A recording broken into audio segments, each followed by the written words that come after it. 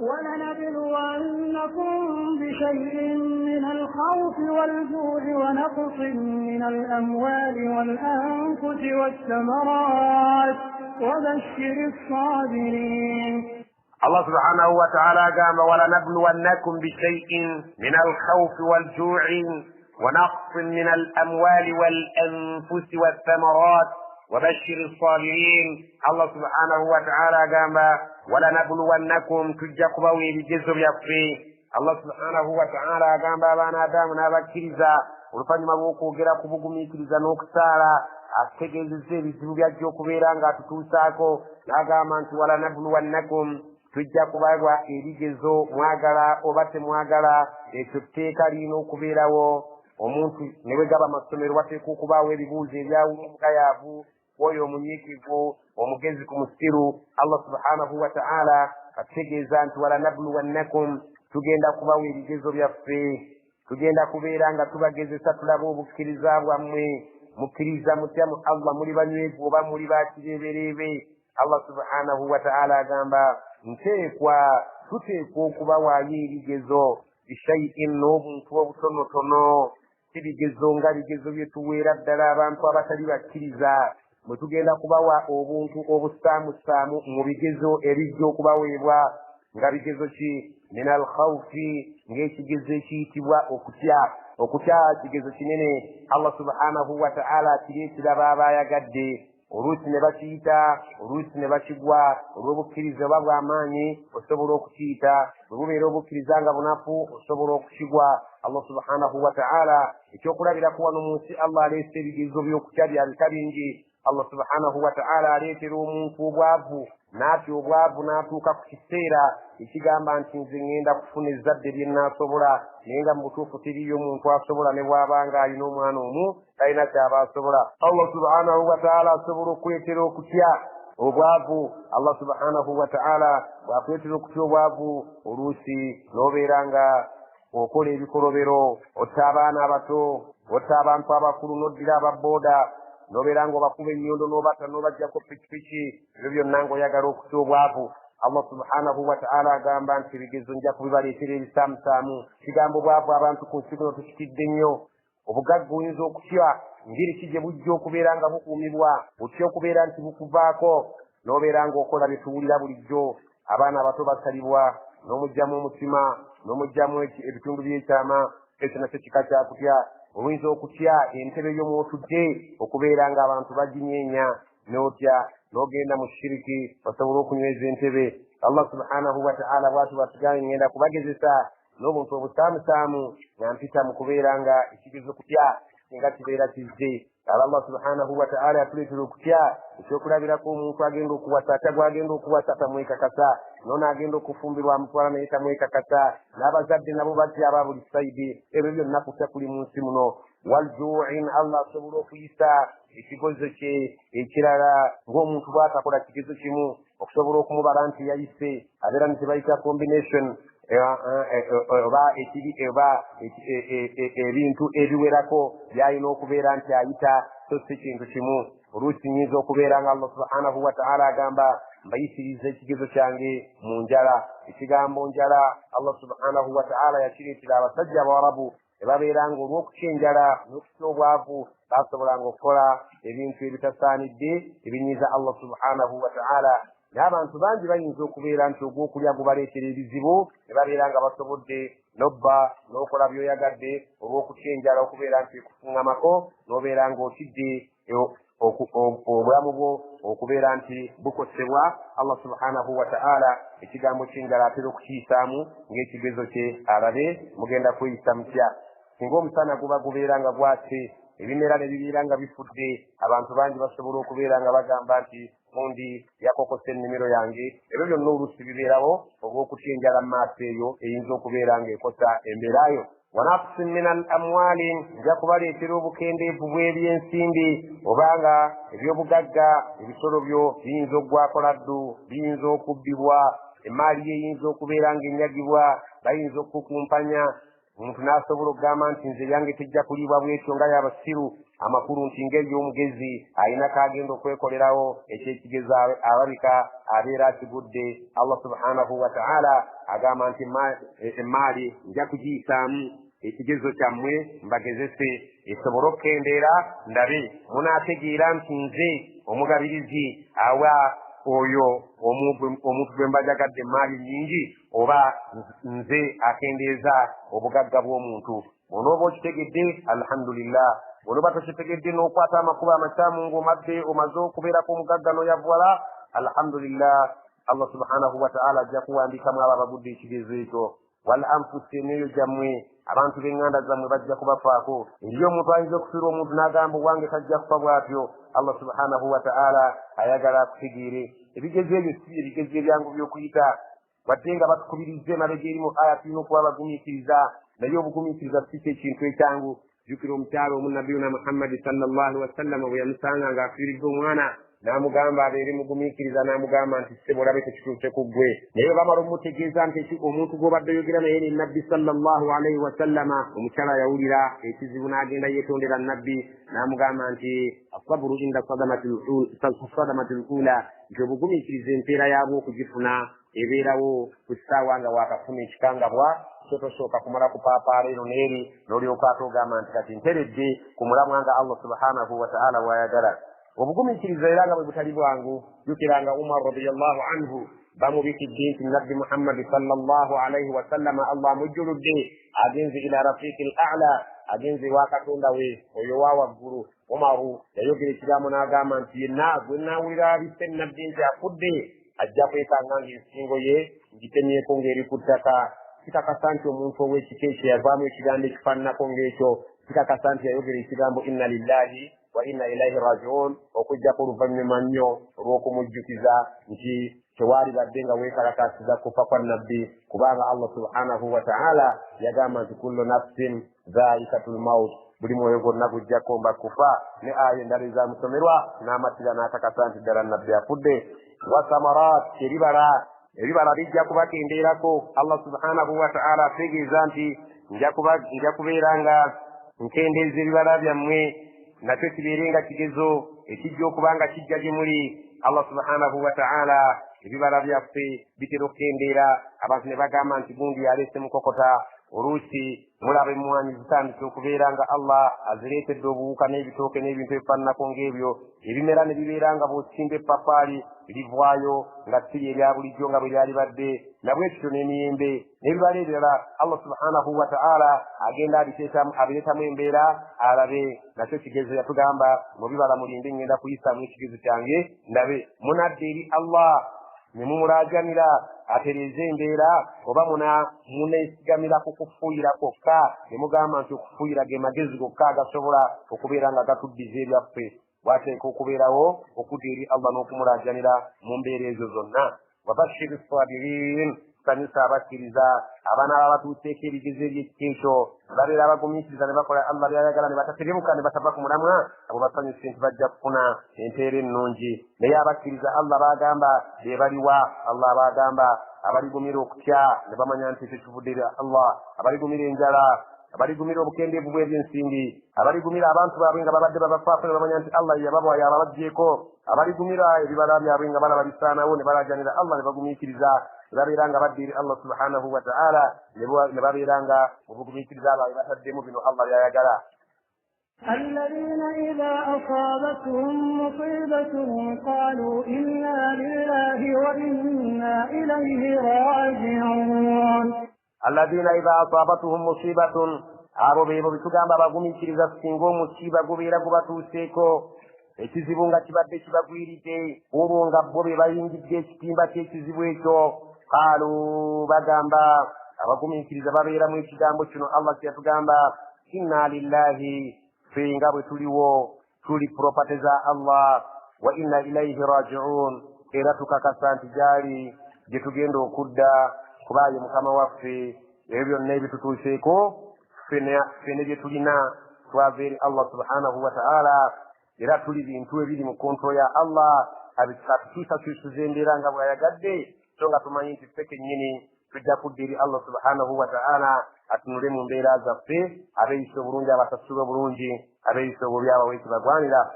أولئك عليهم صلوات من ربهم ورحمة وأولئك هم المهتدون. أولئك عليهم صلوات من ربهم abantu abo bebagenda okufuna okusonyiyibwa okuva eri Allah subhanahu wa ta'ala omulizi waabwe rahma bebagenda okufuna okusaasirwa bayingizibwe ejjana. wa ulaika humul muhtadun abantu abo nno bebalungamu abannamaddala abategeera nti bo bava eri Allah n'ebyo bye balina tebalina kyebajja nakyo kuno ku nsi nabyo Allah yabibawa era obudde bwonna yasobola okubibaddiza so tewali maanyi malala okujjako ye. nabiyuna Muhammad sallallahu alaihi wasallam yatuyigiriza n'agamba ma min abidin tiriyo muddu yenna tusibuhu musiba asobola okutuukako ekizibu fayaqulu n'agamba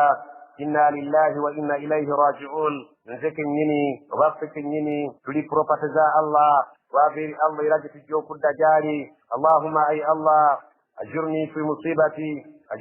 musibati mpempeera mu kizibu kino ekintuuseeko wakhluf li khayran minha ate onzirizeewo ekirungi ekisinga kino kyonzigyeko illa okujjako bw'ayogera ebintu ebyo ajarahu llahu fi musibatih Allah muteera empeera mu kizibu ekyo kyaba afunye wa akhlafa lahu khayran minha ate n'amuddizaawo ekirungi ekisinga ekyo ekimuvuddeko. rawahu Muslim hadisa erimu kitabu kya Imam Muslim yeyajogera. inna as-safa wal marwata min sha'airillah faman hajja al-bayta aw i'tamara fala junaha alayhi an yatawwafa bihima ومن تطوع خيرا فإن الله شاكر عليم. إن الصفا والمروة مثنى كسوسك الصفا ناكسوسك مروة obusozi obwo buli bubiri. obusozi obwo buli muzikiti gwe Makka baabuzimbiramu kati olwaliro buli munda. abaali batuuseeko e Makka bakimanyi nga tudduka Safa ne Marwa emirundi 7. Allah subhanahu wa ta'ala agamba inna Safa wal Marwata mazima akasozi Safa ne Marwa obusozi obwo bubiri min sha'airillah bimu ku bifo ebikulu mu nsi muno eri Allah subhanahu wa ta'ala bye tulina okubeera nga tumusinzizamu nga nga tudduka Safa ne Marwa bye ibaada ekolerwawo Allah subhanahu wa ta'ala bye bimu ku bifo byayagala ebikulu ennyo tumusinzizeemu mu ngeri gye yatuteerawo ey'ensinza ey'enjawulo n'ensinza y'ebifo ebyo kubeera nga tudduka Safa ne Marwa. faman hajja albayta omuntu yenna aliba agenza okulambula ennyumba ya Allah subhanahu wa ta'ala ng'empagi ey'okutaano ekolebwa mu buwangaazi bw'omulundi ogumu ng'etteeka aw i'tamara oba agenza okukola umra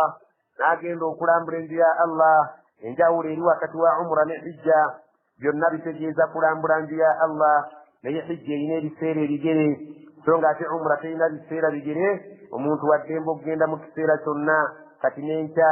ne mu wiiki ejja n'okola umra. emirimu gya umra mitonoko okusinga ku gya hijja kubanga hijja ate erina emirimu egisingako. ogenda mu Arafa n'ovaayo n'ogenda e Muzdalifa n'ogenda e Mina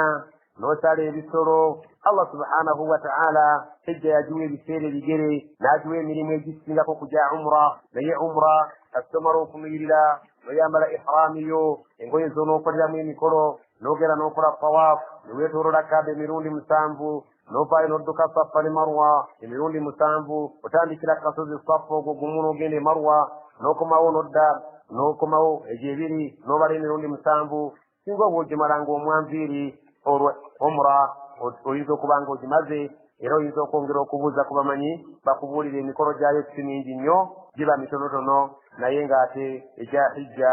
giba mikolo nga mingiko n'ennaku zaayo ziba nyingiko naye eno mu ssaawa ng'emu 2 oba ogimaze eyo eyitibwa umra. Allah subhanahu wa ta'ala kyava agamba nti omuntu yenna singa aba agenze mu hijja oba singa aba agenze mu umra fala junaha alayhi talina musango an yatawafa bihima okubeera nga yeetooloola ebifo ebyo byombi biri nadduka Safa ne Marwa nadda eno nadda eri Allah subhanahu wa ta'ala agamba omuntu yotabana mutawaana aya ey'okukka abasajja abakafiiri baali nga beewuunya ne bagamba nti twewuunya abasiraamu ebikolwa bye twali tukola mu kiseera kiri nga tetunaba ku busiraamu tebunnajja ate nabo bennyini bye bakola balinga abaakoppa kuffe kubanga bo mu jahiliya obusiraamu tebunnaba kujja baalina ku kaaba amasanamu 306 ng'erisingako obukulu baliyita hubal iyo yessaabasanamu eryo nga lye lyali kkulu jjukira nti z'ennaku eziri mu mwezi ennaku 306 Allah subhanahu wa ta'ala atugamba nti bo baalinga ku kaaba nga beetooloola nga bagenda bafuuwa empa n'okkuba mu ngalo so ng'ate bali bwereere naye yembeera n'edirizibwa ne baleetawo ebikolwa bye bimu byakwetooloola kaaba naye nga mu ngeri ey'enjawulo Allah subhanahu wa ta'ala agamba nti abakafiiri abo beewuunya nti bye baakolanga bifaanagana n'ebyaffe yadde nga mulimu ebitono ebyawukana. Allah subhanahu wa ta'ala ategeeza nti ku kasozi Safa abasajja abo baali baateekako essanamu eriyitibwa Isaafun so ng'ate ku Marwa kuliko essanamu eryayitibwanga Naila. Kati ne bagamba nti lwaki beetooloola obusozi lwaki badduka Safa ne Marwa ne babeera nga badduka emirundi gye twaddukangamu 7 ng'ate naffe bwe twakolanga nabo bwe bakola mu kiseera bwe waalinga obusozi obwo nga buliko amasanamu gaffe. Allah n'agamba nti enkola mpya olw'okufaanaganamu ebitono si yeemu. Allah subhanahu wa ta'ala agamba mwe abasiraamu singa munaba mukoze ekikulu ekyo ne mwetooloola aba ne mudduka Safa ne Marwa fala junaha alayhi anaaba akikoze ng'agenza okulambula Kaaba tajja kuba na musango nga bali bwe balowooza nti anaaba akoze kyekimu nga kye bakola. Allah subhanahu wa ta'ala agamba nti faman hajja albaita omuntu anaalambula enju ya Allah aw i'tamara obanga akoze umra fala junaha alayhi tajja kuba na musango gwonna nga bali bwe baagala okubeera nga bakigeraageranya ku kyabwe ay yafawafa bihim okubeera nga adduka Safa ne Marwa ezo ne yeetoololawo emirundi gyaffe 7. faman tatawwa'a khairan singa omuntu yewaddeyo n'akolerawo ebirungi ebisingako ku ebyo byateekwa okukola n'ayongeramu ebirungi ebyenjawulo n'abeeranga ku kudduka Safa ne Marwa agoberezzaako okusaba n'abeeranga kudduka Safa ne Marwa agoberezzaako okubeera ng'asoma Qur'an asomerako adhkar n'akolerako ebirungi ebyebika ebyenjawulo fa inna Allaha shakirun alim. Allah subhanahu wa ta'ala amanyi nnyo okwebaza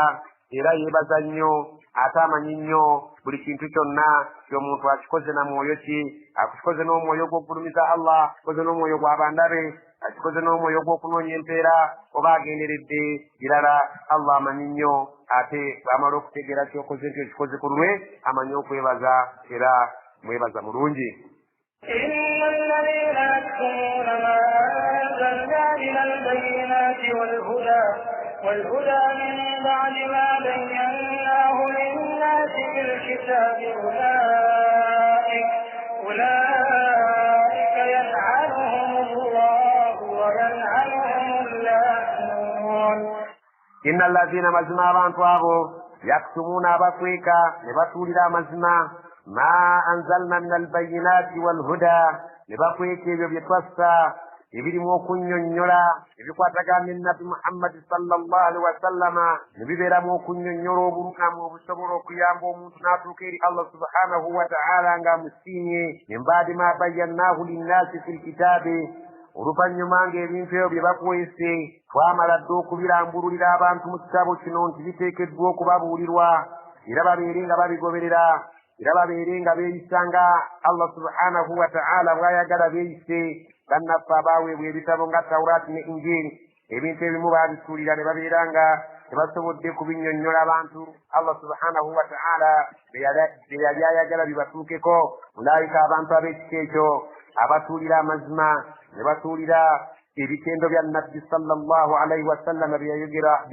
ebyamwogerwako mu bitabo byabwe ne batuulira amazima Allah subhanahu wa ta'ala ge yateeka mu bitabo byabwe ne babeera nga tebagannyonnyodde bantu so ng'ate Allah yali yagalambulira bulungi mu kitabo kyabwe nga bwe bateeka okugabuulira abantu era beeyisinga be gasaanidde okubeera nga bagatambulirako. ulaayika yal'anuhumullah abantu abo Allah subhanahu wa ta'ala abakolimira ddala n'abasaako ekikolimo kye ne babeera wala n'okutaasira kwe. yal'anuhumul laa'inuun ate ne babeera nga bakolimirwa n'abo abakolimi bamalayika babakolimira n'abakkiriza babakolimira. Allah subhanahu wa ta'ala n'abeera nga abateekako obusungu bwe. إلا الذين تابوا وأصلحوا وبينوا فأولئك أتوب عليهم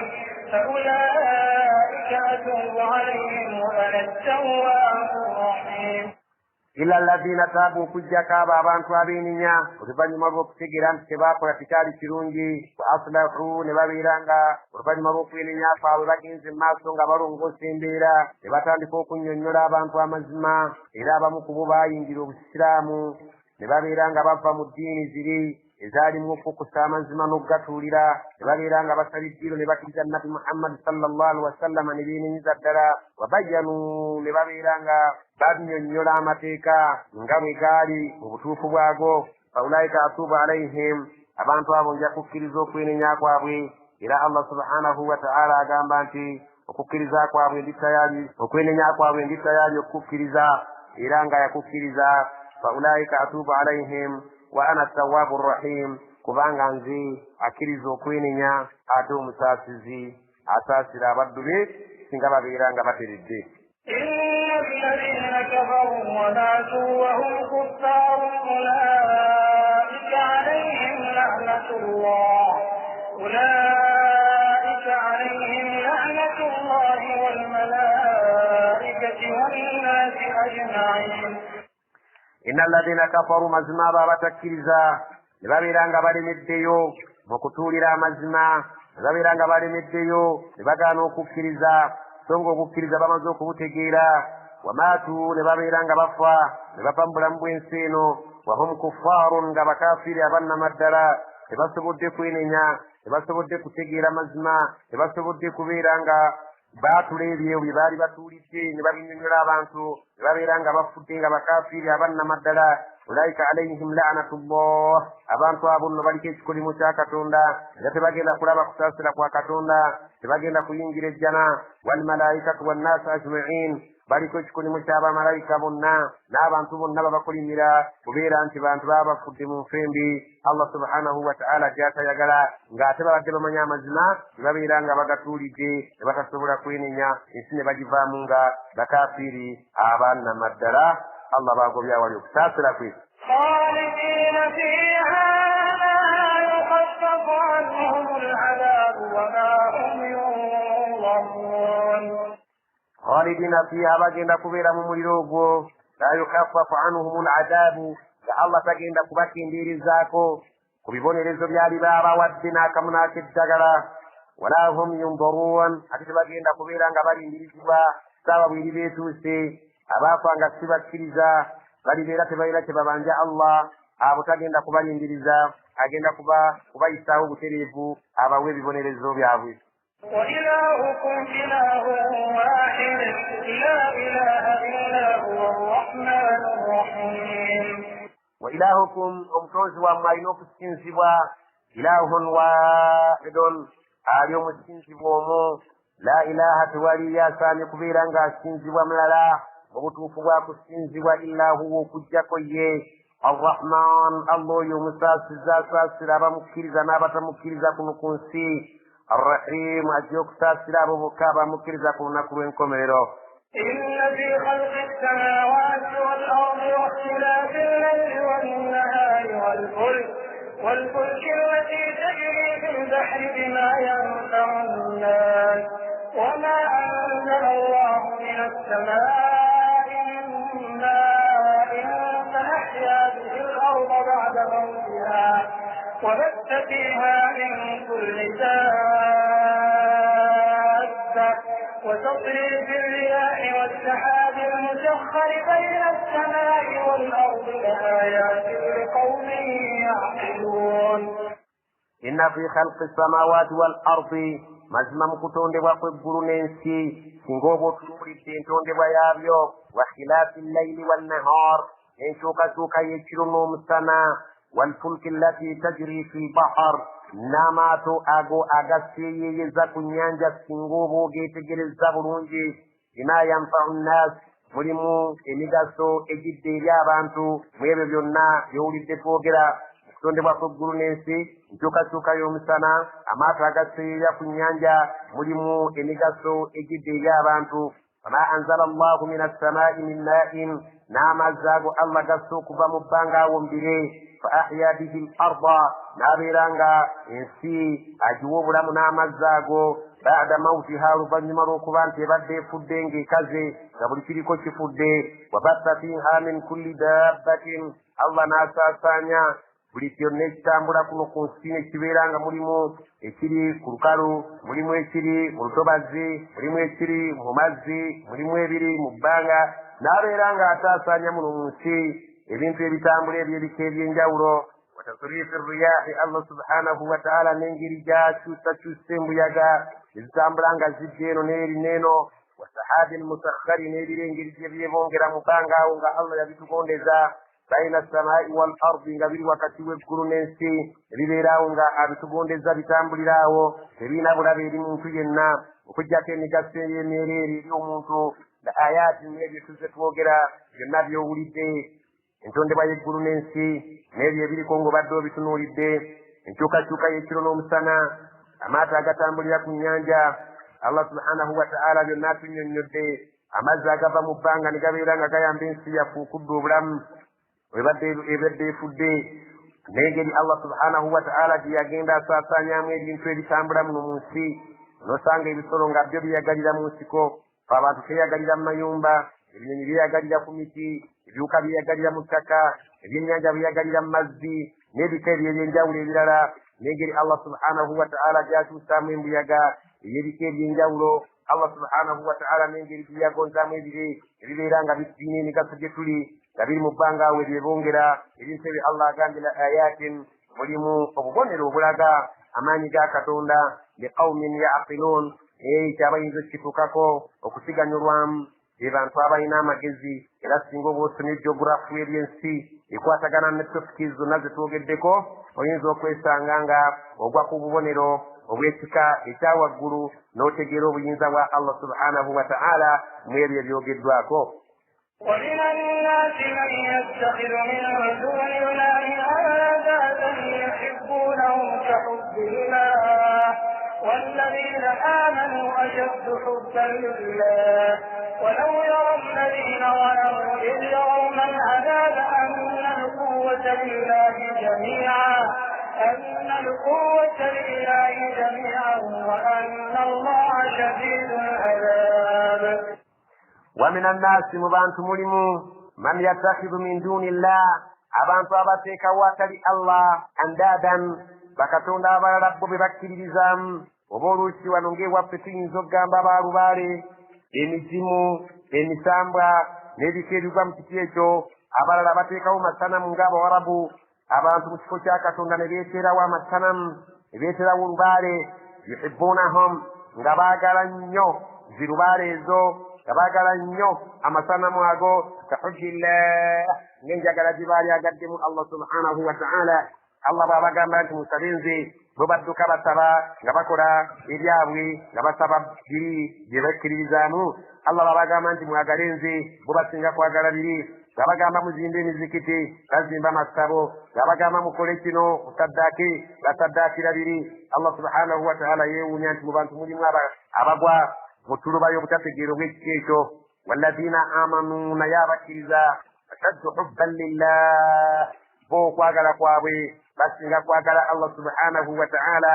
Tebalinayo kye baagala nga Allah, kyabalagira kye bakola. Saddaaka basaddaaka ku lwa Allah, kusiiba basiiba ku lwa Allah, ejja bagikola ku lwa Allah, buli ibaada yonna emizikiti bagizimba ku lwa Allah, buli kimu kyonna bakikola ku lwa Allah. Walaw yara alladhiina zalamu, singa baligezaako okulaba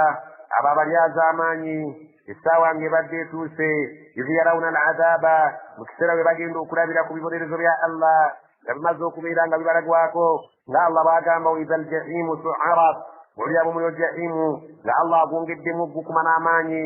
Wa uzlifati al-jannatu lilmuttaqiin, teneegenda kusembezebwa eri abatta Allah. Allah subhanahu wa ta'ala agamba abantu bwe balibeera nga bamaze okubeera nga balaba ku jjana ebijjirimu, ne balaba ku bibonerezo Allah subhanahu wa ta'ala bye yateekerateekera abantu eby'omuliro, bagenda kutegeera nti anna al-quwwata lillahi jamii'a,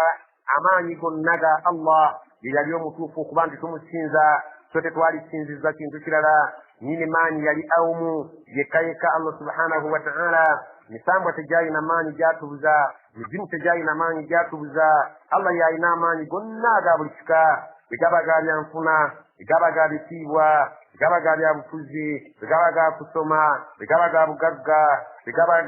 maanyi ag'ebika byonna anna alquwwata lillahi jamia abantu bali mala okulaba ku bibonerezo bya allah byateekerateekera abajeemu bagenda kuvaawo nga bamaze okukakasa nti amaanyi gonna ga allah yali omutuufu w'okusinza yadde nga twawala wa anna allaha shadidu lazab bagenda kakasiza ddala butereevu ti allah muyitirivu akubonereza kubanga ebibonerezo bye tebirabwangako kitonde kyonna.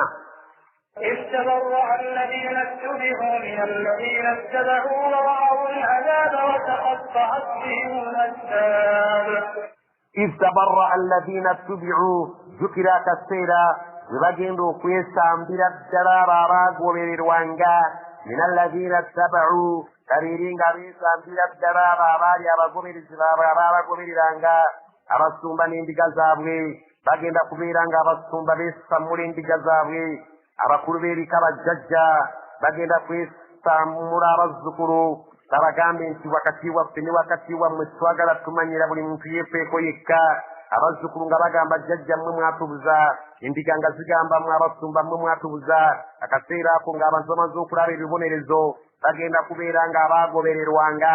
beesamba abo abaabagobereranga nga babeesammula tebaagala nakubategeeza nti be baababuza tebaagala nakubategeeza nti be baabasomesanga ebyo bikyamu wara'awu al'azaaba bagenda kulaba ku bibonerezo bya allah nga ono omusumba ono omukulu amaze okubirabako n'omugoberezi eyagobereranga omuzzukulu eri jjajjaawe ng'amaze okulaba ebibonerezo agenda kulaba ng'agamba atya allah subhanahu wataala atugamba nti wara'awu al'azaaba bagenda kutunuulira ku bibonerezo bibeere nga bibamalako enviiri ku mutwe bibeere nga bibeewunyisiza nnyo boogere nti amaanyi gonna ga allah wataqatta'at bihim al-asbab buli nsonga yonna eyalinga ebayunga egenda kubanga eviirawo ddala allah subhanahu wataala bw'atugamba bw'abanga ono yali mugoberezi nga yendiga ono omusumba agenda kubeera ng'agamba nti ensonga y'okubeera nti nze nakusumbanga esaagala njiwulize n'essaawa ya leero omuzzukulu agenda kubeera nga jjajjaamu esamula ng'amugaa nti nze sibangako jjajjaawo oyo yenna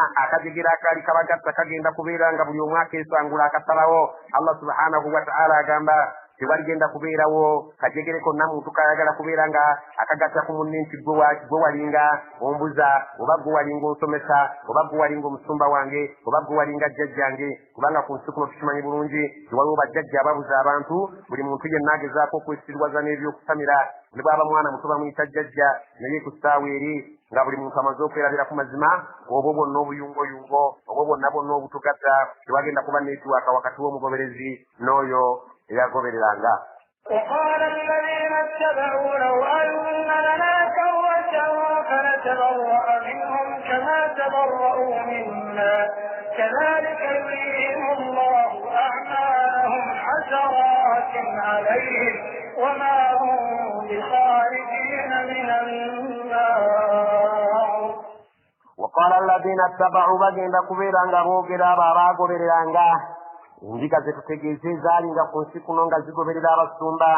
abazzukulu be tutegeeza abaalinga ku nsi kuno nga baabula lw'abajjajja bagenda kubeera nga bagamba bano abazzukulu nazino endiga law anna lana karratan singa mu butuufu tufuna kakyansi akasobola okutuweebwa ne tuzzibwayo ku nsi omulundi ogwokubiri fanatabarra minhum naffe ne tubeegaana kama tabarra'u minna nga bwe batweganye ne tubeera nga tubeesammula nga bwe batwesammudde ne tubeera nga tubejjirako ddala nga bwe batwejjeeko kadhalika yurihimu llahu a'malahum hasaratin alayhim lwatyo allah bw'alibalaga nti emirimu gyabwe gye baakola baaviiramu awo kyakusaalirwa nnyo tebakufunyeemu kyakusaalirwa nnyo allah talina kyagenda kubasasulamu kirungi wama hum bikharijina min annar ate nga si mweteefuteefu allah okubeera nti abajja mu muliro wabula bagenda kubeeramu mirembe na mirembe. يا أيها الناس كلوا مما في الأرض حلالا طيبا ولا تتبعوا خطوات الشيطان إنه لكم عدو مبين. يا أيها الناس أرانجم أرانتو كلوا مليه مما في الأرض mwebyo ebiri mu nsi bye twasaamu halaala nga mulyamu ebyo ebiri halaal ebikirizibwa mu mateeka okuliibwa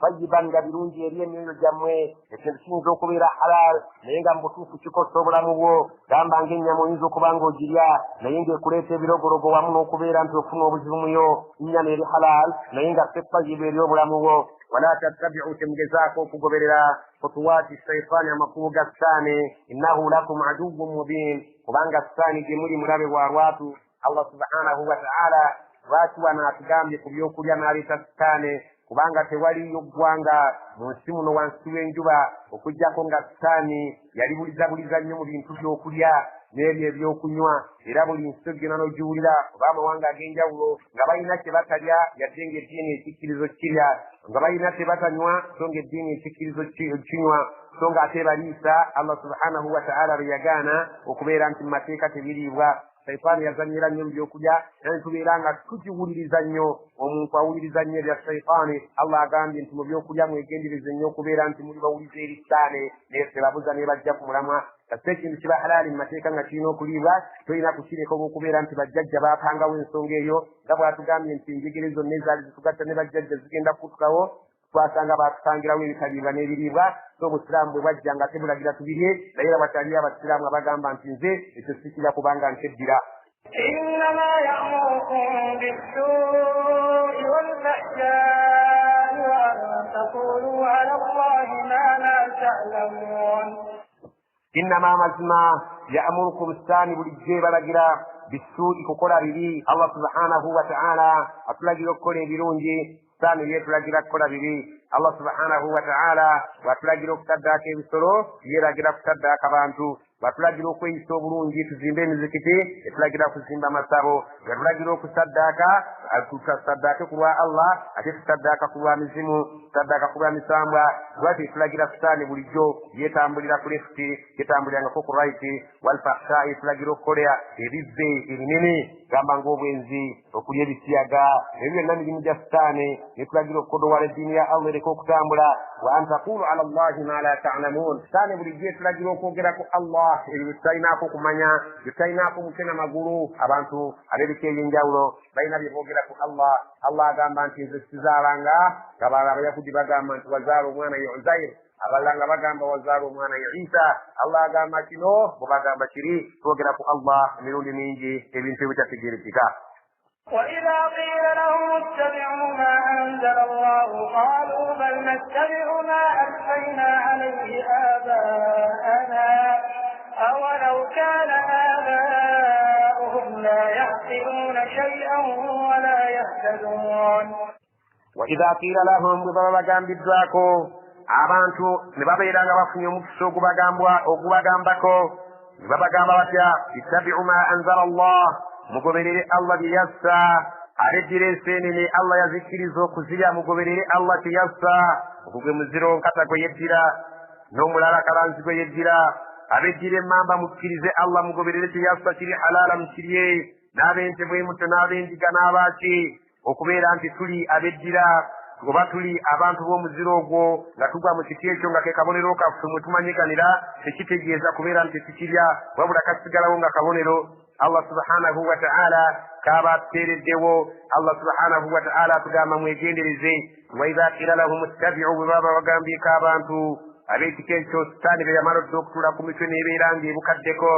mugoberere ma anzala Allah katonda byassizza abagambye mulye muleke kugoberera sitaani mu byakulya mulye ebiri halaala nga birungi qaalu beddiramu nga bagamba era eno ye ansa y'abantu bonna abalina emiziro egiriibwa mu busiraamu nga bagamba batya era kyobulaba shaitaani yatubuzaabuza mu byeddirwa timuli mbizzi ku lw'okubanga ye ekimanyi nti eyagala abantu bagende mu maaso nga bakola ki qaalu bagamba bal ffe ekizibu kyaffe ekitugaanya okugoberera ebyammwe nga bwe bifaananye mu busiraamu fiina ensonga enkukunavu yeriwa nattabi'u ffe tugoberera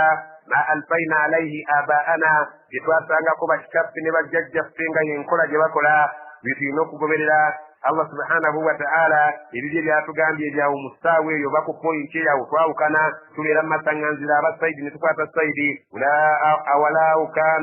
awalau kana aba'uhum newankubadde bakitaabu ebyo beekwasa nga baali mu kiseera ekyo bwe baakolera ebintu ebyo la yaqiluuna shay'an baali tebalina kantu konna ke bategeera mu nsi kukiina kuliibwa nekitalina kuliibwa, kukiri shayitaani ne kukya shayitaani ne kukya Allah, nammwe nga mukikakasa nti bwe baatirawo ebintu ebyo baali tebalina ke bategeera nakamu ku bikwatagana n'eddiini entuufu. Wala yahtaduun, era mu budde obwo bwe baaterawo ebintu ebyo tebaali bantu baluŋŋamu era tebaali bakuluŋŋama, kuba tebaalina kitabo, tebaalina nabbi, tebaalina abaluŋŋamya kubalaga Allah kyayagala, era munaasigala nga mulemedde ku bintu ebyo ebyabakadde bammwe oluvannyuma mu olw'okufuna ekitangaala n'okutegeezebwa ne mutegeera Allah byayagala ne byatayagala. ومثل الذين كفروا كمثل الذي ينعق بما لا يسمع إلا دعاء ونداء ثم بكم عمي فهم لا يعقلون. ومثل الذين كفروا اكفانا نسابا صابا بتكيرزا Allah subhanahu wa ta'ala ayagala okushikuwa kubanga mukubi nnyo wa bifaananyi olw'okwagala abantu okutegeera. Allah subhanahu wa ta'ala agamba nti buli lw'otuula n'osomesa abantu abatakkiriza ekifaananyi kye babeeramu nga bali awali sheeke ng'asomesa, kamathali alladhi yan'iqu bima la yasma'u, kifaananira ddala ekifaananyi ky'omuntu oyo aleekaana n'ekisolo ng'akiyita, omuntu aleekaana n'ekisolo ng'alina ky'akigamba, naye bima la yasma'u, ng'ekintu ekyo ky'akigamba tekisobola kukitegeera yadde okukiwulira, tekisobola kubeera nga kiwulira ne kibeera ng'okuwulira kwakyo kitegeera ng'omuntu bwe yalitegedde kyawulidde ekisolo. Kati omuntu oyo afaanaganira ddala ng'obadde omusomesezza n'ensolo obutereevu, ewulira ddoboozi naye nga tesobola kutegeera bwekyo kyewulidde kiki kye banoonyamu, illa okuggyako mpozi bw'aba atudde wooli afaananira ddala okubeera nti mu kifaananyi waafaananira ensolo, awulira du'aan, awulira okuyita okw'eddoboozi ng'ayitibwa wanidaan, n'awulira nga awulira okukoowoola, awulira okuleekaana okw'eddoboozi ng'awulira oleekaana, ng'awulira oyita mu ddoboozi eryekumpi n'eddoboozi ery'okuleekaana eryewala ng'owoowoola buwoowoozi ng'ekisolo kiwulira eddoboozi ery'okumpi ne kiwulira n'eddoboozi ng'obadde okireekaanidde buleekaanizi. Allah subhanahu wa ta'ala kyekifaananyi kyawe omuntu atakkiriza kyafaanaganako n'okuleekaanira ekisolo ekitasobola kuwulira ne kitegeera ekyo kyekiwulidde, okuggyako okuwulira eddoboozi ng'oyita oba okuwulira eddoboozi nga kiri wala ng'oleekaana buleekaanyi. Summon, kubanga ekisolo ekyo n'omuntu afaanana ng'ekisolo, bazibi b'amatu tebawulira, bukumun bakasiru tebasobola kwogera mazima, omuyun bazibi b'amaaso tebalaba, fahum la yaqilun, ate n'okutegeera tebategeera, emitima tebalina nti banaategeera. Omuntu ayasira ekisolo kiwulira ddoboozi naye nga tekiwulira, tekyogera, tekiraba, tekitegeera. N'oyo omuntu atali mukkiriza buli lwabeera mu kisinzizo, Allah subhanahu wa ta'ala kyekifaananyi kyakuwa eddoboozi ly'omusomesa aliwulira erya Sheikh, n'awulira ng'aleekaana, n'awulira ng'ayogera, naye bambi nga afuukidde ddala ng'ekisolo, tawulira, talaba, tayogera, ayi tategeera. Makulu nti okutuulawo kwe n'obutatuulawo aviiramu awo ng'ayokya omusota nga bwe boogera. يا أيها الذين آمنوا كلوا من طيبات ما رزقناكم واشكروا لله إن كنتم إياه تعبدون. يا أيها الذين آمنوا أبانجم وابكرزا kulu mulye empayibaatin ebyo ebirabika nti birungi ebijja kukosa mibiri gyammwe, ebijja kukosa bulamu bwammwe, marazaknaakum ebyo tuba tubagabiridde, kubanga buli kyonna kimulya kibeera nga kivudde gye tule. naye bwe mumala okulya oba okunywa, washukuru lillah, mwebazeeko Allah subhanahu wa ta'ala nannyini kubawa bintu ebyo. Alhamdulillahi alladhi at'amana wa saqana wa ja'alana min almuslimin. ebaza Allah oyo atuliisiza n'atunywesa n'asigala ng'akyatukumye nga tuli basiraamu, ne azkaari endala zonna ezikozesebwa mu kwebaza. Allahumma ma asbaha bina min ni'ma أو بأحد من خلقك فمنك وحدك لا شريك لك فلك الحمد ولك الشكر يا ربي لك الحمد كما ينبغي لجلال وجهك وعظيم سلطانك بنا بلا بوكيبا الله سبحانه وتعالى كتابا كودو بتاكو سيزاكو ngacengerache Allah yagalanyo kumwebaza in kuntum iyyahu ta'budun bembairanga mukakasanti yege nyini gwe musinza muli ebirungi byaba bawadde atoluvanyuma bokulya obere igwo mwebaza okwebaza okwokumpi kwe kugamba nti alhamdulillahi rabbil alamin ekyo nakyo kirabika ki at least nga tolina budde kikumala. إنما حرم عليكم الميتة والدم ولحم الخنزير وما أهل به لغير الله فمن اضطر غير باغ ولا عاد فلا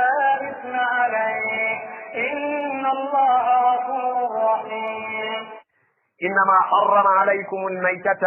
مزمد الله سبحانه وتعالى يزيزكم وابكر زوكوليتي انتويتي فدتوكا kitulya kintu kifudde nga tekisaliddwa mu ngeri ya busiraamu ekyo ekintu tetukirya kiri haramu omukkiriza okukisembeera n'okirya. Waddamma temulyanga musaayi ogwo ogusaliddwa ne guyiika era omusaayi singa gubeera nga gumaze okuyiika ogusigadde mu nnyama ogwo si gwe musaayi gwe bagaana okulya bagaana omusaayi omulembeke oguba guyiise ne gubeera nga guwekutte ng'ekibumba abantu bangi bagukozesa ne bagulya ogwo mu busiraamu guli haramu teguliibwa. Walahma alkhinzir ennyama y'embizi temugiryanga ng'abasiraamu tugaanibwa okulya embizi. Wama uhilla bihi lighayrillah n'ekyo ekyasanguliddwako erinnya eritali lya Allah nga bakisalidde lubaale bakisalidde omuzimu ekyo tekikirya kata kitabaako bisimillahi linnya lya Allah nga bisimillahi Allahu akbar kata kitabaako. Ekigambo uhilla kitegeeza okwasanguza ekitegeeza nti omuntu singa aba akala ekisolo kyalibadde kirungi ffe bakisalira tuwulire ekigambo kyakozesezza ng'akyasanguza. Omuntu akulya ebbali n'akiwulira kubanga eddoboozi liteekwa okubeera al ihlal kitegeeza okusitula ku ddoboozi ng'obadde olina kyokola ku kintu ng'ekyo. Allah subhanahu wa ta'ala atugamba nti singa owulidde ng'akusalira ensolo ekigambo kyakozesezza n'akyasanguza ng'asala bw'oliwulira nga sirinnya lya Allah ekyo tolya. Allah subhanahu wa ta'ala yakitugamba faman ittara naye singa omuntu aba awaliriziddwa olw'embeera ejja okukosa obulamu bwe ng'alina okubeera nga bw'aba talijja ku bino ebyogeddwa obulamu bwe bujja kuba mu katyabaga ghayra baaghin nga takikoze ku lwa bujeemu wala aadin wadde okulumbagana ensalo za Allah okubeera omulumbaganyi w'amateeka ga Allah nga takikoze mu ngeri ya kunyooma fala isma alayhi talina mutawaana kubanga omuntu oyo embeera emutuusizza okukola ekyo mbeera ya buzibu. Inna Allaha ghafurun rahim Allah bw'akikola musonyiyi era musaasizi kubanga aba takikoze mu ngeri ya bujeemu wabula aba akikoze mu ngeri y'okubeera nga ayimirizaawo obulamu bwe ate bw'aba alidde ku nyamanfu oba omusaayi oba ekintu ekigaaniddwa okuliibwa ekyo bw'abanga akiridde tasaana kulya kuyita bweyandikomye wabula alya ekyo kiyinza okuyimirizaawo obulamu bwe naye nga ebyokulya byonna Allah yabikkiriza tubirye okuggyako ebyo ebyagaanibwa mu mateeka. Ate ne ahadisi za nabbi sallallahu alaihi wasallama ziina bye zaatugaana okulya nga azongereza ku aya ezo Allah subhanahu wa ta'ala yatugamba ng'agamba nabbi we Muhammad sallallahu alaihi wasallama atugaana okulya kullu zinabin min assibaarin buli kyonna ekiina akannyo akasongovu akakulanga ennyukuta ya v ekyo tekiriibwa kubanga kisolo ekiba kiri ennyama wa kullu zi mahlabin min attayir oba min attuyur na buli kyonna ekiyigisa enjala nga kikwata njala nga kamunye ekyo nakyo tetukirya ng'abasiraamu. eyo fomula gye baakuwa obeere nga otambulira mu katiba ako okulaba nga singa olaba nga kisolo kiri ennyama nga kirina akannyo ako ekyo tetukirya mu busiraamu. naye tuyinza okulya ekintu ekiba kitasaliddwa nga kifudde twakkirizibwa okulya ebintu bibiri. azina nabiyu sallallahu alaihi wasallama fi akli samak waljarad wa huwa min almaita. nabbi saa sallam yatukkiriza okulya ekintu singa kiba kifudde nga kyannyanja oba aljarad enzige oba ziyite enseenene singa ziba zifudde ezo ziriibwa. Allah subhanahu wa ta'ala n'atugaana ebyokulya by'owulidde n'ebyo ebyokulya ebyogeddwa mu hadith ebyo byebintu omuntu by'otasaanidde kulya naye bisigaddewo Allah yatukkiriza okubeera nga bwe biba tebikosa bulamu bwo obeere ng'obikozesa mu kulya. إن الذين يكتمون ما أنزل الله من الكتاب ويشترون به ثمنا قليلا أولئك ما يأكلون في بطونهم إلا النار ولا يكلمهم الله يوم القيامة ولا يزكيهم ولهم عذاب أليم إن الذين مزما بانتوابو يكتمون بطويك لبطول لا مزما لبطول الدين كندو بيان النبي صلى الله عليه وسلم أنك بطوابي لجينت الله يبيوكي لن بتابو بيابينين بابكويك لبطول لا لبطول لا كبير أنك بابيبول لا بكبير زبابو روكيو كبير النبي يو لبطويك ما أنزل الله من الكتاب الله بيسم كتابهم ويشترون به ثمنا قليلا لبابي لا أنك بابيواني سامو omuwendo gw'ebyensi omutone ennyo amateeka ga Allah ne bagasula muguluka ne bateekawo agaabwe aganaabasobozesa okutuuka ku ebyo bye baagala ebyensi bye bagenda okufunamu naye ng'okufunamu kw'ensi kutono nnyo kwa kaseera katono ulaika ma yaakuluuna fi butunihim illa nnar abantu ab'ekika ekyo abaawanyisa amateeka ga Allah ne bagasuula muguluka ne bateekawo agaabwe ge baagala okufunamu ebyensi eno okulyamu obuli Allah agamba nti ebyo bye balya bye bajja mu kukweka amateeka ga Allah ne babeera nga babirya tebabeera nga balya essente eziva mu ebyo bye bataddewo Allah agambye nti tebalya nti kirungi eri emibiri gyabwe wabula kibi nnyo agambye nti ma yaakuluuna tebalina kye balya mwe bibalya tebalina kye balyamu fi butunihim illa nnar mu mbuto zaabwe tebalina kye bapakiramu okuggyako bapakiramu muliro mwereere wala yukallimuhum Allah tali mweteefuteefu kwogera nabo ku lunaku lw'ekiyama yauma alqiyama ku lunaku lw'enkomerero wala yuzakkihim tagenda kubeera ng'abatukuza okubajja mu kyonoona ekyo kye baakola walahum adhabun alim bajja kufuna ekibonerezo eky'obulumi abantu ab'ekika ekyo abasula amateeka ga Allah ne babeera nga beeteereddewo ebyabwe kubanga bye bijja okubaleetera ekyokulya kubanga mwe bajja okufuna ensimbi Allah agambye nti ensimbi ezo muzirye naye nga muzirya mu bukyamu ddala mukakase nti mu mbuto zammwe mupakiramu muliro mwereere أولئك الذين اشتروا الضلالة بالهدى والعذاب بالمغفرة فما أصبرهم على النار أولئك الذين اشتروا الضلالة بالهدى abantu ab'ekika ekyo be baasalawo okubeera nga bawanyisa obulungamu ne babuleka ne babeera nga bo basazeewo okutwala bubuze Allah subhanahu wa ta'ala agambye nti baagula obubuze mu kifo ky'okubeera nga babeera bagula obulungamu baawanyisa ekyali badde ekituufu ky'okubeera nga bakigula ekyo ne bakisuula ne batwala ekikyamu abo be bantu bennyini abaagula obubuze mu kifo ky'obukyamu wal azaba bil maghfira be baagula ebibonerezo mu kifo ky'okubeera nga baaliguze kusonyiyibwa fama asbarahum ala nnar Allah yeewuunya nti kiki ekyabaleetera obugumu okugumira embeera ey'okubateeka mu muliro Allah akyewuunya ذلك بأن الله نزل الكتاب بالحق وإن الذين اختلفوا في الكتاب لفي شقاق بعيد ذلك الله سبحانه وتعالى شوقد دبوات بأن الله نزل الكتاب كبانغ الله يسي كتابه بالحق ng'akissa nti kya mazima ng'ekirimu kyonna kirina kubeera nga kyekitambulirwako wa inna alladhina ikhtalafu fi lkitabi naye abantu abo abaayawukana mu kitabo lafi shiqaqin ba'id bali ku ludda olw'okkontana ne Allah lwawala nnyo balumbagana amateeka ga Allah ne babeera nga bali mu kigambo ekizibu ennyo ekyokubeera nga bayimiridde ku ludda oluvuganya ne Allah subhanahu wa ta'ala Allah ayagala amateeka ge gabeere nga gakola so ng'ate bo baagala ebirowoozo byabwe byebibeera nga bikola ekitabo ekyo Allah subhanahu wa ta'ala kyagamba be bayahudi be yawa ettawuraati naawe abanaswara injiri ne babeeranga ebigambo byabwe bye baagala bye baayiiya obuyiiya bibeere nga bibaguza abantu bibeere nga byebikola mu bantu ebya Allah subhanahu wa ta'ala ne babisuula ettale. Allah agamba nti abantu abo bali ku ludda lwa wala nnyo n'amateeka gange era nga bakontana nange. Abantu abo bali mu bubuze bwewala. ليس البر أن تولوا وجوهكم قبل المشرق والمغرب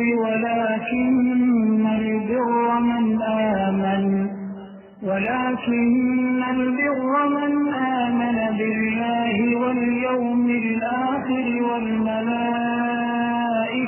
والكتاب والنبيين وآتى المال على حبه ذوي القربى واليتامى والمساكين وابن السبيل والسائلين وفي الرقاب وأقام الصلاة وآتى الزكاة والموفون بعهدهم إذا عاهدوا والصابرين في البأساء والضراء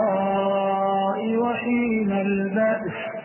أولئك الذين صدقوا وأولئك هم المتقون. ليس البر سكيشيتي وكرو برونجي شكا أن تولوا وجوهكم وكبير أنت مولكزا فيسي زموي قبل المشرق كسيدي يبو فانجبا أيكن كيشبرا شابا نصارى بكر زمو إنجيل يا عيسى عليه السلام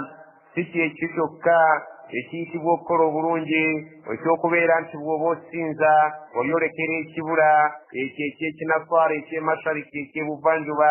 walmaghribi si kyo ekiyitibwa okukola obulungi omuntu okubeera nti bw'oba osinza oyolekera n'oteeka feesiyo ku sayidi ey'obugwanjuba ng'ekyo kyekibula eky'abayahudi abagoberezi ba Musa alayhi salam abali ku Tawraati. Era si kye bayita kyokka okukola obulungi bw'omusiraamu olw'okubeera nti osaala oyolekedde ku kibula ekyo ekiri ku Kaaba eky'omumambuka. Allah subhanahu wa ta'ala agamba nti ekyo si kye kyokka kye bayita okukola obulungi. Ebintu ebiyitibwa okukola obulungi bingi nnyo bye walisaanye okwenyigiramu. Omusiraamu tewalirowoozeza bulowooza nti bw'osaala oba omaze, walakinna albirra naye ekiyitibwa okukola obulungi kintu kiwanvu nnyo, kirimu ebintu bingi nnyo ebisanyusa Allah bye biriwo ebiyitibwa okukola obulungi. Man amana billah, ekisookera ddala ye muntu akkiriza Allah subhanahu wa ta'ala nti gyali واليوم الآخر نكرز olunaku lw'enkomerero Allah subhanahu wa ta'ala ajja kusasula buli muntu yenna okusinziira ku ebisaaye n'enkola ye gye yakola ku bulamu bw'ensi buno. bw'aba yakola bulungi fa khairan ajja kusasulibwa bulungi, wa in sharran fa sharra bw'aba yakola kibi wa kusasulwa bubi. ebyo olina okubukkiriza. walmalaikati n'okkiriza nti Allah subhanahu wa ta'ala ayina abamalayika baagabira ebikwekweto by'emirimu. waliwo abakola ku gwenkuba, waliwo abakola kujjamu emyoyo, waliwo agenda okukola kufuwa eŋŋombe, waliwo aleeta obubaka eri bannabbi. Allah subhanahu wa ta'ala olina okukkiriza bamalayika be. walkitaabe olina okukkiriza nti waliwo ebitabo Allah subhanahu wa ta'ala bye yawa bamalayika ne babeera nga babituusa eri ba anbiya bannabbi alayhimu salatu wassalam. olina okukkiriza bamalayika bw'omala okubakkiriza n'ebitabo bye baaleeta nga babireetera ni wannabiyiina, n'okkiriza nti waliyo bannabbi abaafuna ebitabo ebyo nga biva ku bamalayika nga babibeera ewa Allah subhanahu wa ta'ala. wa aata almaala ala hubbihi, era ekiyitibwa okukola obulungi okumanya kigazi kirimu n'ensonga egamba nti omuntu awaayo ensimbi awamu n'okubeera nga naye agyagala n'abeera ng'asobola okwerekereza n'agiwaayo n'agiwa omuntu omulala, n'abeera nga Allah subhanahu wa ta'ala ekyakimubazeeko nti kimu ku birungi byakoze kyajja okufunamu empeera olunaku lw'enkomerero lw'omaze okukkiriza. emmaali eyo agiwaani zawil qurba, ab'eŋŋanda abali obubi abatali mu ddaala lyalimu, n'abeera nga naye alafuuba n'okubeera nti abasitula embeera yaabwe nabo babeere nga bawangaala nga bali bulungi nga ye. walyataama ne bamulekwa abaafiirwa bakadde baabwe, mulekwa bw'abeera yafiirwa kitaawe nga mwana muto omutannaba kuweza myaka 15 omuntu oyo obusiraamu butukubiriza okumufaako ennyo okubeera nga mu maali yo yadde oba ogyagala werekereza obeere nga obaako k'omuwa walmasakina n'okutunula mu bamasikiini mu maali yo musaanye mubeere mu hakki yaabwe kubanga Allah bw'obutakufuula miskiini tolina kye wamuwa wabula Allah subhanahu wa ta'ala yayagala akuwe atateekawo ne miskiini akugezesa alabe oneeyise otya eri omuntu oli Allah subhanahu wa ta'ala bw'ataawa kye yakuwa wabna sabil omuntu omutambuze ng'abeera nga safaari ye yeetaaza okuyambibwako n'abakubira omulanga nti munyambeko nsobole okutuuka ewaffe nguddeko ekizibu bwekiti bwe kiti muleke okubeera nga mumutulugunya n'okumulowooleza kino nakiri insha allahu ta'ala Allah agubaze nti mulimu mulungi nnyo Allah ajja kukusasulamu ng'obadde otuuseeyo mu maaso ge wasailin n'abo abasabiriza musimuno Katonda yateekamu abasabi ng'omuntu obeera nga obadde otambula mu paaka awe Kampala oba wonna w'oba otambulidde Allah subhanahu wa ta'ala n'akugezesa n'akuleetera omusabi kiba kigezo Allah subhanahu wa ta'ala kyaba akutaddemu nga bwe yagamba mu aya emu wa amma saa'ila fala tanhar toboggolera ng'omuntu akutabye wabula bw'oba tolina kyakumugamba waakiri mugambe ekigambo ekirungi kubanga Allah yakutegeeza nti qawlun ma'ruf ekigambo bwe kiba kirungi khayrun min sadaqatin yatba'uha adha kisinga saddaaka eyo egoberezeddwako ekinyiizo bw'obanga ogiwadde omuntu n'omugoberezaako ebimunyiiza ekigambo ekirungi ekyokumugamba nti munnange osanze siina oba sente zinyina nnene ng'ate ntono siziraba siyinza kufuna ngeri gyengukutulirako ekigambo ng'ekyo kireka kimutereezezza okusinga lw'onoomulangira ng'omuwadde n'omugamba temwagala kukola kale kamala gakwata naye toddangamu okunsaba ebigambo ebinyiiza bwe bityo saddaaka eri ebanga ogyonoonye وفي الرقاب نابا بانتو وفي الرقاب وأقام الصلاة الله سبحانه وتعالى قام نتنابا انتابا لابا ثاني الدو كبيرا نغباويبوا بيبا بانتو أباقلو كبيرا نسنغو زابي سجيبا مبدو singo omuntu abanga asabye sente nti mukama we ayagala okubeera nga amujja mu buddu tuba tumusondera ku sente n'azuwa mukama we n'amutanaava mu buddu n'afuuka omwana waabwe bo wa aqama salata n'oyo omuntu ayimirizaawo essala Allah subhanahu wa ta'ala akibaze nti omuntu aba akoze ebirungi byabika bingi tosibya kwewanna bwewanna kusaala ng'otunula mashariki b'amagaribi oba mu kibula ky'obusiraamu essala yokka temala wa iqaami essala n'okubeera ng'oyimirizaawo essala ogwo nagwo mulimu mulungi Allah subhanahu wa ta'ala bw'annyonnyolera mu kigambo albirri ekikwatagana n'ebintu ebirungi Allah subhanahu wa ta'ala bimusanyusa wa ata zakata omuntu bw'amala okusaala asaanye alowooze ku bikwatagana n'okuwa zaka y'obugagga bwe walmuufuuna bi ahdihim n'abo abatuukiriza endagaano zaabwe ze baakola ne bannaabwe oba endagaano zaabwe ze baakola ne Allah subhanahu wa ta'ala nga bazituukiriza twakola ne Allah subhanahu wa ta'ala endagaano mu kiseera bwe twayingirira obusiraamu oba bwe tubeera twazina ne tugamba nti ashhadu an la ilaha illa allah nti nkakasa tewali alina kusinzibwa mu bukakafu bwa kusinzibwa okujjako Allah subhanahu wa ta'ala ekyo ng'okyogera ku lulimi ng'ate kyekiri mu mutima gwo ekyo eba ndagaano wakati wo ne wakati wa Allah subhanahu wa ta'ala tosaanidde kubeera ng'ogimenya ate nga bw'osamira idha ahadu singa babeera bakoze endagaano Allah agambye nti walmuufuuna bi ahdihim idha ahadu endagaano zaabwe bazituukiriza bulungi naddala singa baba bazikoze oba nga ziri wakati w'abantu n'abantu bannaabwe oba nga ziri wakati wa Allah subhanahu wa ta'ala n'abantu Allah subhanahu wa ta'ala agambye nti ogwo mulimu mulungi nnyo ogw'okutuukiriza endagaano wasabirin Allah subhanahu wa ta'ala agamba mu birimu emirungi mulimu abagumiikiriza bilba'sai abagumiikiriza mu kiseera eky'obwavu singa bubeera nga bumutuukiridde n'abeera nga tatagalatagala kugenda kukola Allah subhanahu wa ta'ala byatayagala wadarra'u ne mu kiseera ky'okubeera nga afunye obukosefu ku mubiri gwe ng'omuntu aba afunye obulwadde n'agumiikiriza Allah subhanahu wa ta'ala agamba abo be bamu ku bantu abali mu kukola emirimu emirungi Allah subhanahu wa ta'ala gy'ayagala wa hiina al-ba'si ne bagumiikiriza mu kiseera ky'olutalo ne babeera nga tebadduse lutalo olwo olutalo lw'eddiini olulwanirira ne lulafuubanirwa eddiini ya Allah okuba nti egenda mu maaso omuntu agumiikiriza mu bintu ebyo ebisatu n'ogumiikiriza embeera y'obwavu nobeera ng'osaba Allah abeerenga yakutaasa n'ogumiikiriza embeera y'obukosefu ku mubiri gwo nobeera ng'osaba Allah subhanahu wa ta'ala abeerenga agikugyamu naye nga bw'omusaba ate nga bw'onyiikira okubeera ng'oteekawo ensonga eziyinza okukutuusa ku buwanguzi wa hiina al-ba'si mu kiseera ky'olutalo n'otabeera nga olwebalama obudduka mu ddwaniro Allah subhanahu wa ta'ala agamba obugumiikirizo bw'ebika ebisatu kimu ku mirimu emirungi egimusanyusa ulaika abantu abakola ebintu ebyo byetwogedde bye bakola ebirungi alladhina sadaku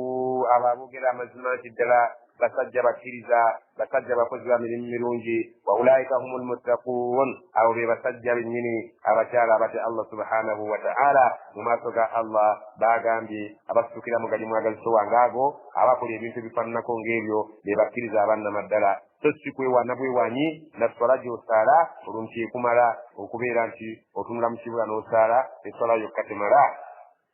يا أيها الذين آمنوا كتب عليكم القصاص في القتلى الحر بالحر والعبد بالعبد والأنثى بالأنثى فمن عفي له من أخيه شيء فاتباع بالمعروف وأداء إليه بإحسان ذلك تخفيف من ربكم ورحمة ومن اعتدى بعد ذلك فله عذاب أليم. يا أيها الذين آمنوا أبانكم وأبكرزا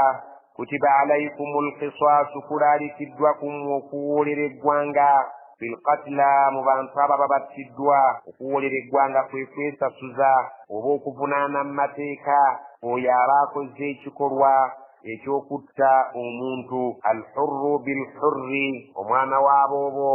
alittibwanga olw'okutta omwana w'aboobo walabdu bilabdi omuddu ku muddu walunsa bilunsa omukyala ku mukyala faman ufiya lahu naye singa omuntu alibeera ng'asonyiyiddwa ng'okusonyiwa okwo kuvaawa in akhihi eri muganda w'omufu oli afudde oba omuntu yenna agwa mu kika ky'okubeera nti yavunaanyizibwa omusaayi gw'oli afudde okugulondoola n'abeera nga muganda we oyo amusonyiye alina obuvunaanyizibwa ku kulondoola omusaayi gw'omufu muganda we oyo n'amusonyiwa muganda we mu busiraamu oba muganda w'omufu n'abeera nga asonyiye okukutta n'akusaba ddiya shay'un Allah gy'ayise n'abeera ng'akusonyiyidde ku kintu kyonna ky'ayagala omusasulemu mu kifo ky'okuggyawo obulamu bwo n'abeera ng'akusabyeyo shay'un ekintu kyonna ekintu ekyo kyayitibwa ekintu kyonna ye ddiya Allah yagirambulula mu aya endala nga ddiya eyo mu busiraamu siba eŋŋamiya 100 oba embuzi 100 n'abeera ng'obulamu bwo muganda w'oyo mu busiraamu abusonyiye obadde oteekwa kuttibwa naye n'akusonyiwa n'abaako ekintu kyakusalira nga ye ddiya eyo nga bwe tugyogedde eŋŋamiya zo 100 oba ziyite ente enzungu ennungi 10 wano kusembereza amakulu g'okutegeera ekigambo eŋŋamiya 10 oba embuzi 1000 singa abanga akusonyiye oba ne bazibaliriramu ssente ezizigyamu ng'omulembe bwe guba gutambula mu kiseera ekyo ne babeera nga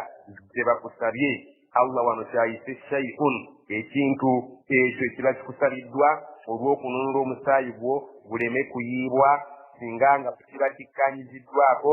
fattiba'un bilma'ruf gwe asonyiye munno beera nga weeyisa bulungi mu kubanja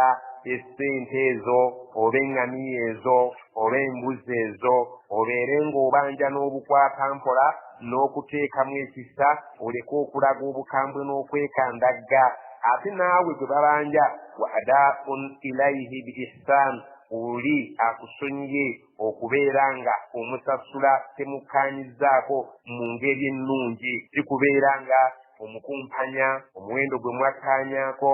n'ensolo ze mwakkaanyaako oba ensimbi ze mwakkaanyaako obeere ng'ozisalako si kirungi kubeera ng'omulwisa n'oyisa mu bbanga eryo eryakkaanyizibwako Allah subhanahu wa ta'ala eyo yempisa gyatuteeseemu ng'abantu ba nabbi Muhammad sallallahu alaihi wasallam. Zaalika ekyakikoze takhfiifun min rabbikum wa rahma, okubakendeerezaako ku buzito obuli mu nsonga eyo, kubanga abaabasookawo bo tebakkirizibwa ddiya. Omuntu eyattanga omuntu ekintu kyalinga kimu kyokka kye yalina okukola kubeera ng'attibwa, ekyokusonyiwa n'otwala ssente oba n'otwala ebisolo, ekyabedda kikyalimu mu ddiini yaabwe, kwabanga kuswasu yokka. Ddiya yali tekkiriziddwa yadde okusonyiwa nga tosabye ekintu kyonna nga tekikkiriziddwa. Allah agamba nti zaalika takhfiifun min rabbikum, okwo nno okubaweewulirako mwe ng'abasiraamu kwe kuvudde eri Katonda wammwe, wa rahmatun, era kwe kusaasira Allah subhanahu wa ta'ala kw'abataddeko. Faman i'tada ba'da dhalika, naye omuntu alilumbagane amateeka ga Allah oluvannyuma lw'okutegeera ekyo. Omusajja bamaze omusaba ddiya agibawadde, ate ne musalawo okubeera nga nammwe mutaakawo obukambwe obw'enjawulo, ate ne mutta omuntu olw'obusungu bwe muba muyina okuva ku sayidi y'abali ababawadde ddiya. Olwo oba omaze ate okusala ensalo oluvannyuma lw'okubeera ng'omaze okunnyonnyolebwa ekituufu ekyokukola. Era bw'oba okikoze, Allah subhanahu wa ta'ala agamba nti alikikola falahu adhabun alim, alibeera alina ekibonerezo eky'obulumi, kubanga aliba ayawukanye n'ekyo Allah subhanahu wa ta'ala kye yalamula nakyo nga ge gaali amazima omuntu g'ateeka okugoberera, so si kuteeka mu kwagala kwa mutima gwe. Omuntu yenna singa abassa omuntu mu busiraamu, oyo